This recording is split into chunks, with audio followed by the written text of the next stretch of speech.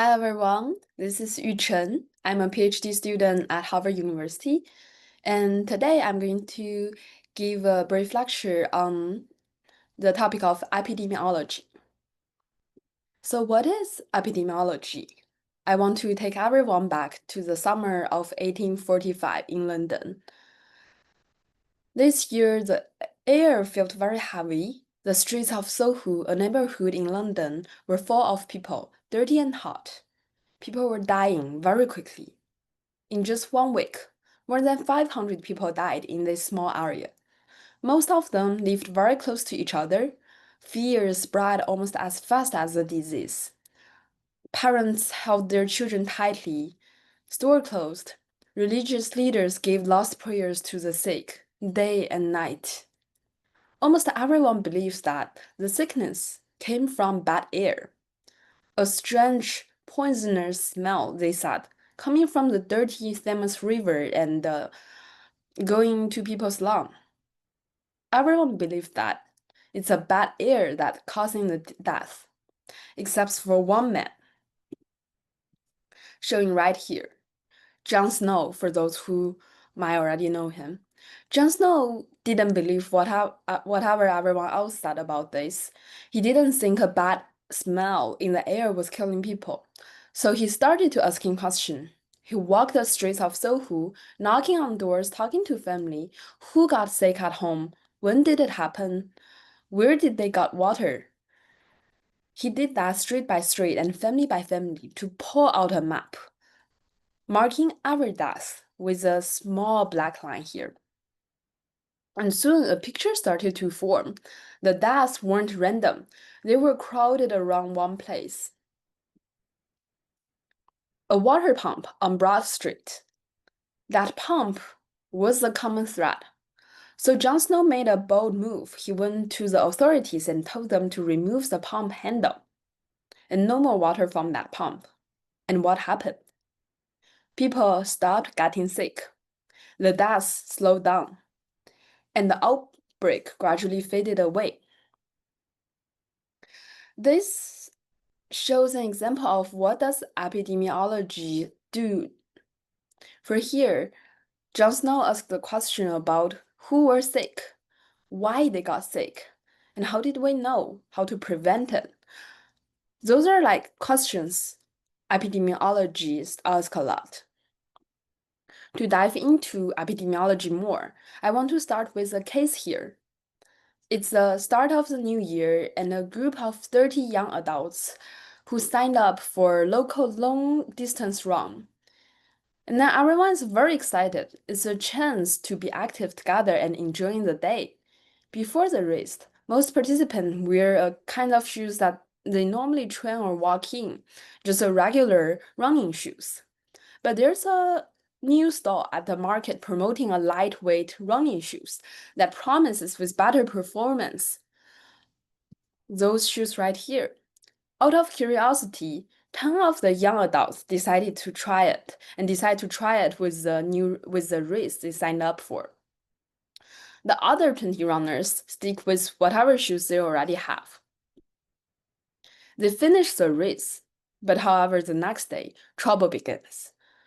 10 out of the 30 runners felt severe pain in their ankle, and they also saw the ankle was swallowing. So what's going on? Everyone starts pointing fingers at the cause. Some said, it's the shoes. It's a new lightweight shoes. I knew they were too risky for a long run. And some other people said, no, it's the training. Some of us weren't really prepped for such a long distance. We didn't have that much training before, and we just ran for it, and we weren't accustomed for it. Or maybe it's just bad luck. Injury happens in every race. So you want to think like Jon Snow here, and you want to figure out what caused the injuries here. You notice one clear pattern. 8 out of the 10 runners who had the new shoes on got injured. So you decide to compare runners who had the new shoes on versus runner who just had the regular shoes. But now you face a problem. You have got two groups. Some who tried the new shoes got injured, and also another group who stayed with their regular shoes but also got injured. So how do we compare this?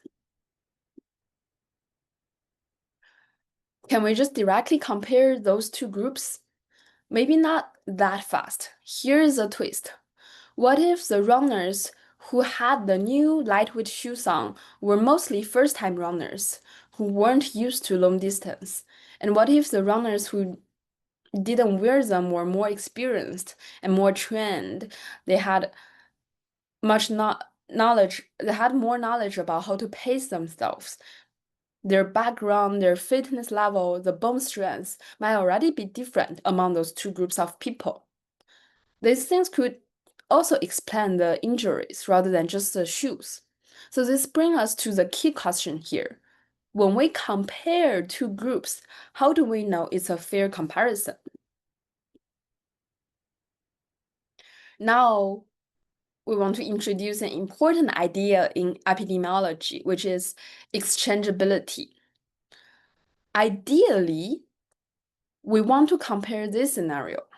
What is the risk of getting an injury among the runners who had the new shoes on versus a situation that if the same group of runners had not worn those shoes? So we want to take a time machine.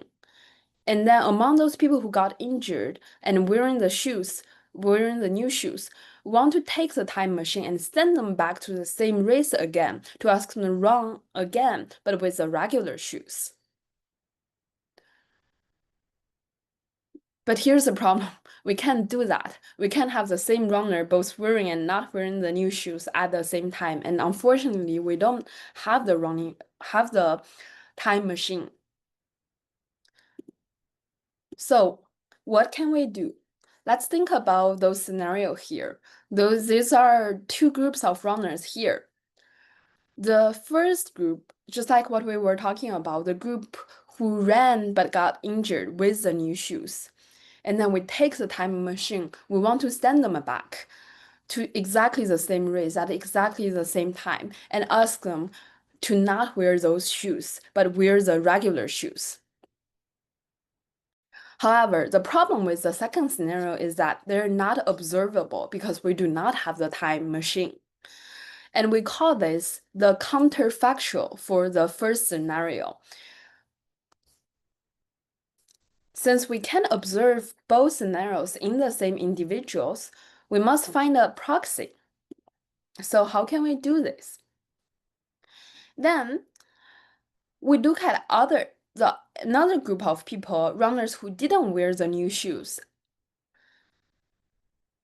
for as a stand-in for what if situation. We can actually say for the countersexual by the time machine. So for here, if we want to know whether the shoes really caused the injuries, we have to compare to a group that would have the same chance of getting injured if they had worn the shoes. The only differences between those two groups should be the shoes, and those people should have very similar body conditions like their age or their training fitness or their bone health. They should be very, very similar. And the only thing that might differ them should be whether they have had the running shoes or no. So those two groups are exchangeable, and the comparison here is valid. And those two scenarios are observable. So for this scenario, again, we just want to find another group of runners who had very similar body conditions, age, or whatever conditions that you might require to match them with the first group who got injured. The only difference we want to say among those two groups were the shoes. Although it's not the same group of people, but we want to match them as much as possible so that they look identical enough so that they can be exchangeable and observable. That's the two concepts we talked about here. One is exchangeability, and another one is observable, whether the group is observable or not. And another term we used here is counterfactual. Again, if we use a time machine, we're creating the counterfactual for the runner with new shoes situation. If we're not using the time machine, but we want to find another group of people who are just as similar as possible, as identical as possible, we're trying to find the proxy for the unobserved counterfactual situation. Great. So going forward, I want to introduce some key epidemiologic measurements. Some concept here: prevalence, cumulative incidence, incidence rate, risk ratio, and odds ratio. I will go one by one in the next few slides. And before that, let's recap the scenario a bit more so we have a fresh memories for those numbers. So we had a group of 30 runners join the local community race for long distance running. 10 of them decided to wear new shoes, the new lightweight shoes for the race. 8 of those 10 people who had the new shoes on got injured. And then among the rest of 20 runners who had regular shoes, 2 got injured. So 8 out of 10 who had the new shoes on got injured. 2 out of the 20 who had regular shoes on got injured. That's the scenario we're talking about. For prevalence, the concept of prevalence refers to the proportion of people who have the disease at a specific time. So in this scenario, if we're thinking about runners who got injured at this time, like the day after they had the race, the prevalence of injury is 10 out of 30, because in total we had 10 people who got injured. And then we had total of 30 runners. So it's 10 out of 30, give us a prevalence of 33%. Prevalence can tell us information about current burden of injury, current burden of disease in a group. However, it doesn't tell us when or how fast people got sick. For that, the second concept we want to introduce here is called cumulative incidence, or sometimes people just say incidence directly. We only care about new cases here. So we say within the 24 hours after the race, 10 of them developed severe pain, 10 of them got injured, so this tells us that 1 in 3 runner got injured during the single exposure time, because we had 10 new cases here among the 30 people who are at risk of developing injury. So it's 10 over 30, but this 10 here represent the new cases within these 24 hours.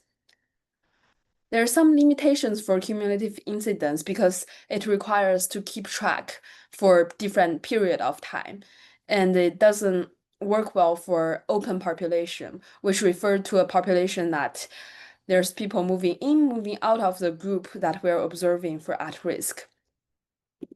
So to consolidate the idea of prevalence versus incidence a bit more, we can think about this bathtub. So incidence here is like those new drops coming into the bathtub, those new cases coming into the pool, the overall pool. Prevalence is whatever we already have here, the current burden of disease, whatever water we already here at this moment. This is a prevalence versus new cases here. That's what we would like to distinguish the concept of incidence versus the concept of prevalence. Okay, now we want to move to incidence rate. Incidence rate tells us how fast new cases of a disease are happening in a group of people over time. So we can think of this like a speedometer of a disease outbreak. The question we ask is how quickly are people getting injured or getting sick?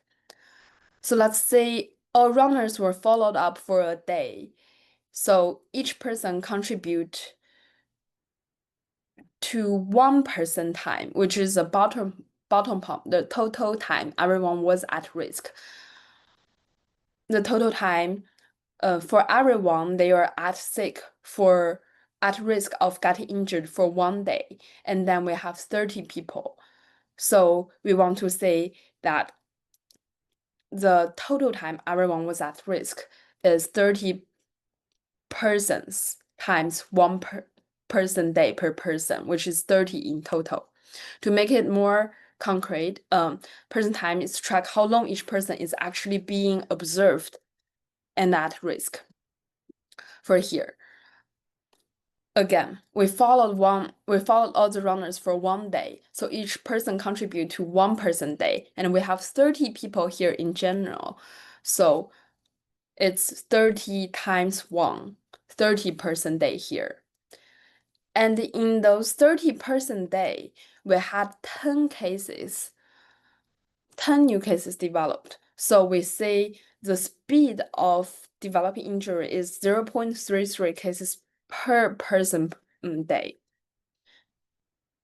If runners were followed for different amount of time, this measure would better capture the speed of illness. We can use another example here to understand this more.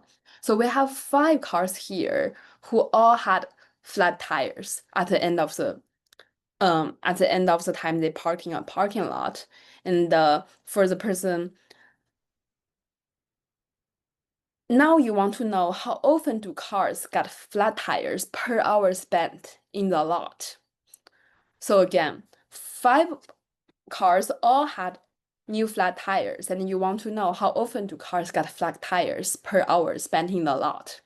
For the first car, it spent 10 hours. For the second car, it spent 20 hours. For the third car, it spent 30 hours, and fourth 25, and last one 15 hours.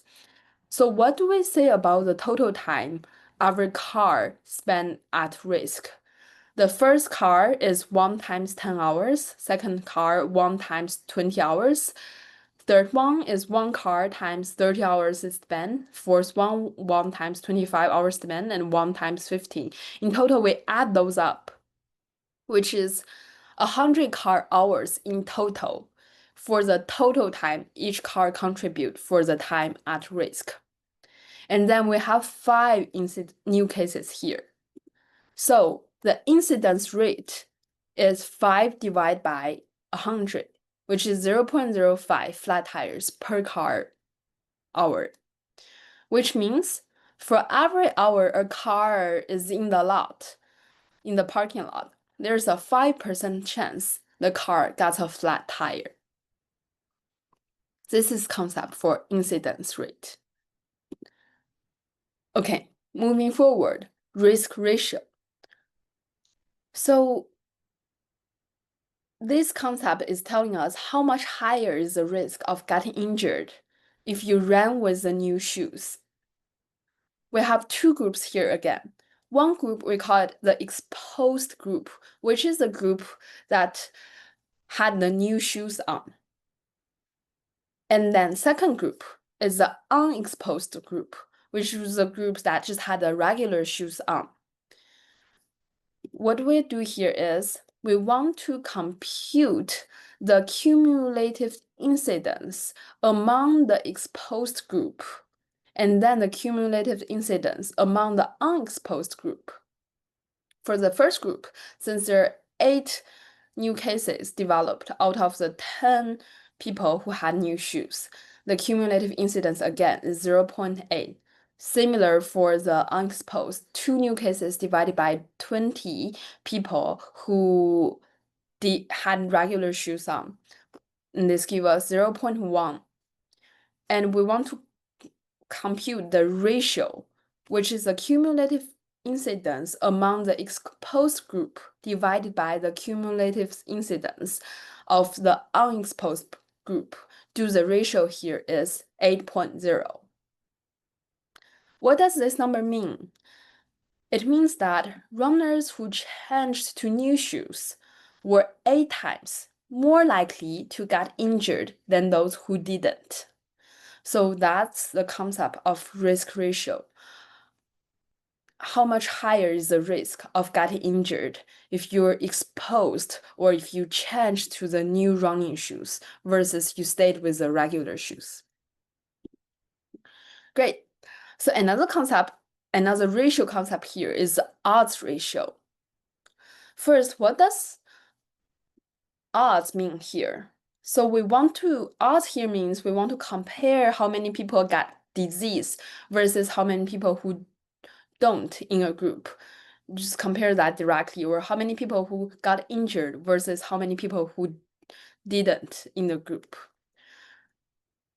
So we see here, new shoes, again, this is just the same numbers represented in a table format. We have 8 people got injured among people who had new shoes on, because we have total of 10 who had new shoes. So there's 2 people, 8 got injured, so rest is 2 people who didn't get injured. Among the people who had regular shoes on, 2 got injured out of the 20, and the rest people didn't get injured, which is 18 of them. And I want to compare the odds directly, which is the odds of getting injured versus not injured among the new shoes group, which is 8 divided by 2 here, which is the first part. And then you do that to the second group, which are among people who had regular shoes on. What's the odds? The odds is 2 divided by 18 directly here. And then we say 8 divided by 2 divided by 2 divided by 18 using the multiplication rule. So we switch this, and this gives us 36 here. So we got an odds ratio of 36. What does this mean is the odds of getting injured were 36 times higher for runners who ran with new shoes. Again, the odds of getting injured were 36 times higher for runners who ran with new shoes. This is a very strong association, 36 times higher. So those are the concepts I want to introduce here. To recapture, we talked about prevalence, we talked about cumulative incidence, we talked about incidence rate, risk ratio, and odds ratio. Here's what we calculated from the case. And in addition to that, we talked about what do epidemiologists do, what in the field of epidemiology, what are some questions that people normally ask and typically ask? And we introduced the concept about counterfactual, and we introduced the concept about exchangeability. Those are a brief introduction for us today for epidemiology. Thank you very much for listening. Have a good day.